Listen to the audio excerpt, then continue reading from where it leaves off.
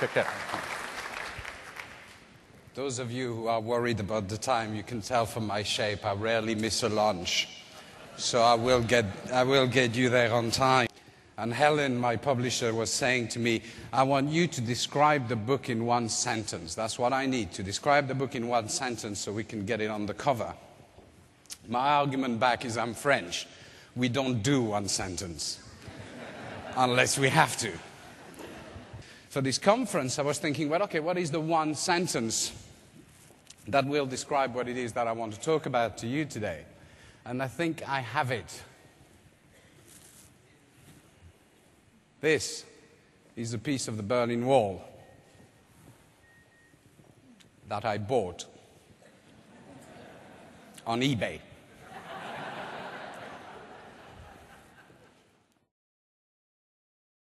On the one hand, the world has become smaller. Globalization. Every economic indicator you look at, or even non-economic indicators like the penetration of broadband in the home, will show you that we are more connected than ever before. Yet, at the same time, we are becoming more fragmented than ever before. The rise of local languages, the rise in the number of countries since the fall of the Berlin Wall, the retrenchment beyond economic walls to counteract globalization. So the weird change is this. On the one hand, we've got globalization. On the other hand, we've got what I call hyper-fragmentation since the fall of the Berlin Wall. In every study you look at in Europe, in the US, you will find that the level of trust in you has halved since the fall of the Berlin Wall. But at the same time, consumption has increased more than ever before. Over 20 trillion globally we are now spending on stuff. Dissatisfaction, hyperconsumption. We lived in a world which was governed by rules, which was governed by roles, and which was governed by economic incentives. It was a nice world to be in because we knew the three variables well. Roles have changed. Rules have changed. Charlotte came up to me a few months back and she said, Papa, she calls me Papa, that's the only thing we do in French these days. Papa, I want pocket money, she said. Now I want to be a good dad, but I also want to be a groovy dad, the likes that you see in the movies in Hollywood. So I said, well, yes, darling, but you got to understand the value of money. This is not just you wanting to be pocket money. This is a learning experience. So here's what we're going to do. We're going to do an incentive scheme. I've got plenty of colleagues to help me. We set up a project plan. I argue over the fees. I end up with a chart, which is on the fridge at home. And the chart says this. You do your homework, you get 40 pence.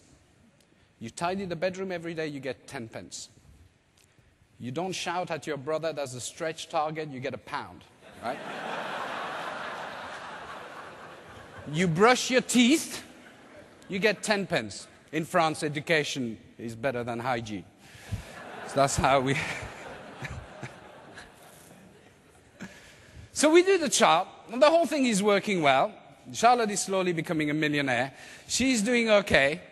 Until a Saturday. Sunday is the payout day, so Saturday, I'm sitting there, and we're chatting, and I said, you know what, Charlotte? You are doing okay this week. You have one issue. You haven't tidied the bedroom.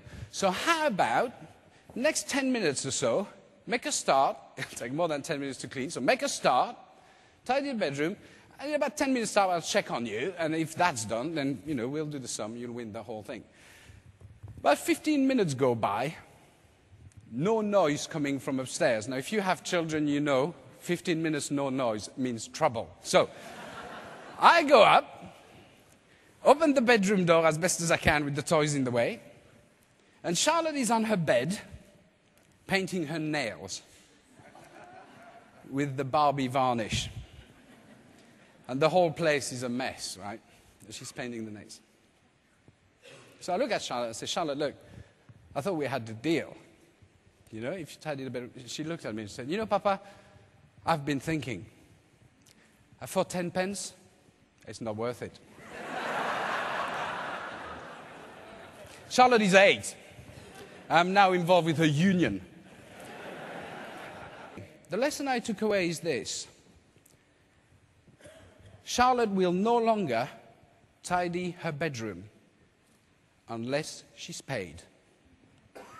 Charlotte will no longer do it for me. She won't do it for her mom. She won't do it for anything other than the pay. We have to work to reintroduce an element of social and moral obligation in our relationship. Now, I've conducted the experiment for a month. We've been working with that model in organization for years. We have an issue. So, what's the challenge? What's the challenge for leaders today? It's to stop operating purely at the level of the formal organization and start to understand what's going on and do 3 things.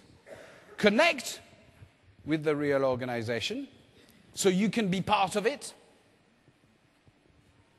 Align it to the formal objectives of the organization. I'm not saying the formal organization doesn't matter.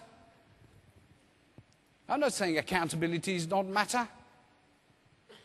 I'm not saying rules don't matter. All I'm saying is, that's what you need. That's not what engages me. But I understand you need it. So what's your role? Your role is to connect my engagement and align it back to the formal organization. And finally, you need to maintain it. Maintain that alignment between the two. I just wanted to finish with this quote. There is a powerful play which is going on. There is a powerful new story which is being written by your consumers, by your customers.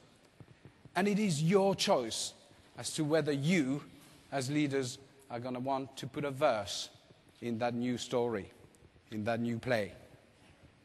And I hope you do. I thank you very much indeed for your help, and I look forward to speaking to you over lunch. Take care.